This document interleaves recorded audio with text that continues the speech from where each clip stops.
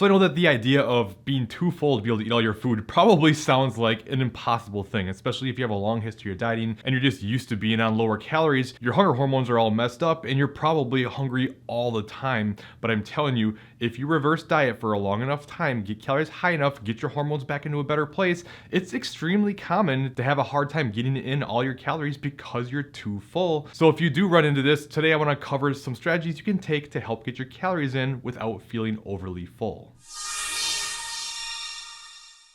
So far and away, the most common reason you struggle to get all your calories in because you feel too full is because as you increase your calories, you only increase through very filling, hard to digest foods. So if you're increasing everything through things like veggies, oats, quinoa, brown rice, chicken, fish, beans and legumes, things like that. Yeah, these are all very filling and they're great. They have a lot of healthy properties to them. But if that's all you ever eat, you're gonna suffer from a lot of gassiness, bloating. But even if you don't, as a whole, they just help you feel full. Great during a dieting phase, but not so helpful if you're struggling to get all your calories in and get your metabolism back to a better place. Keep in mind too, you can make the argument that if your fiber is really high and you're having a hard time, your digestion's all messed up, you might actually be doing more harm than good because digestion's important. And if you really screw things up, especially if it goes the opposite way of constipation, now you're jeopardizing not fully absorbing all the nutrients. So as I've talked about in the past, we don't always want to take the extreme, and the answer is somewhere in the middle. Now, when I say this, don't take this the opposite direction now and go, well, I'm just saying you should just eat nothing but junk. Of course not.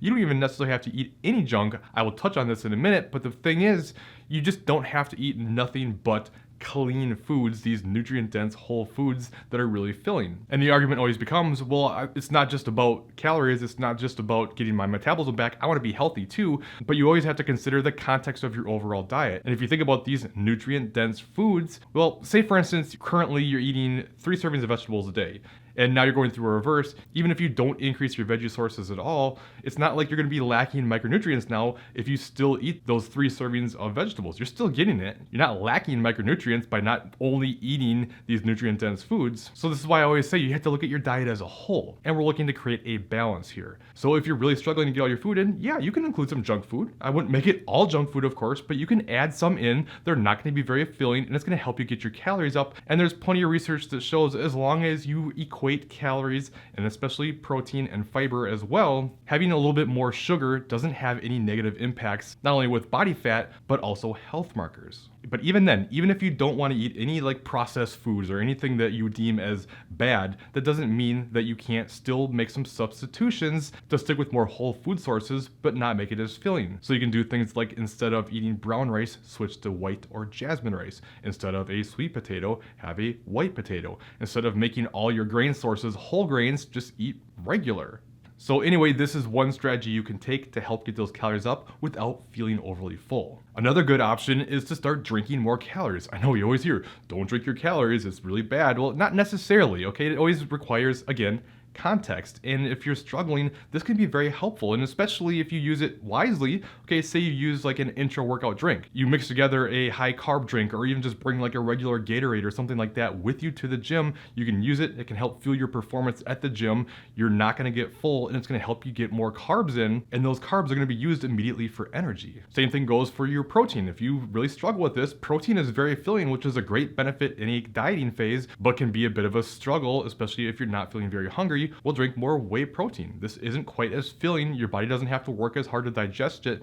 And it's easier, if nothing else, just to get the calories in before your body catches up and feels full. And you can also mix things into it to make it more calorie dense, adding things like peanut butter, especially to a chocolate protein shake. If you're anything like me and love peanut butter and chocolate, that is a delicious way to get a lot of calories in fast without making you overly full. So the point is, you want to find ways to get more calorie dense foods that don't make you feel so full, and drinking calories is a good option. Now, while eating more calorie dense foods, drinking calories, doing things that are going to make it easier to not feel so full are probably the easiest ways to do this. There is another strategy you can take that might help. It's going to be a lot different for everybody, but it's something you can try, and that is changing your meal frequency. Our hunger is often tied to how frequently we eat, and our body just gets used to whatever that pattern is. So if you typically eat 3 meals per day, your body gets used to that. Sometimes by changing that, it can make you much more hungry. Not always, it might have the opposite effect, but it's worth playing around with. So if you typically do 3, maybe you do better having 5 smaller meals. If you typically do 5,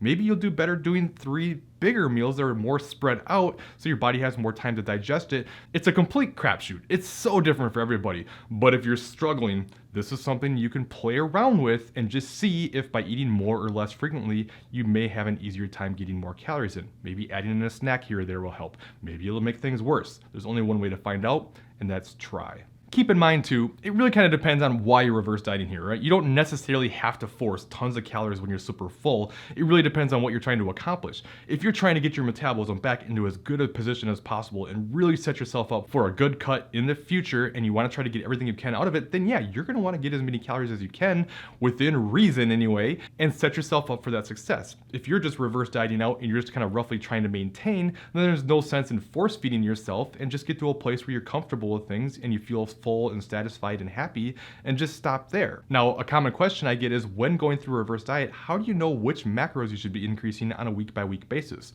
And to answer that question, check out this top video next, and I'll walk you through what you need to look for and how to know which macros to increase. If you have any questions, leave them in the comments below, and I'll see you next time.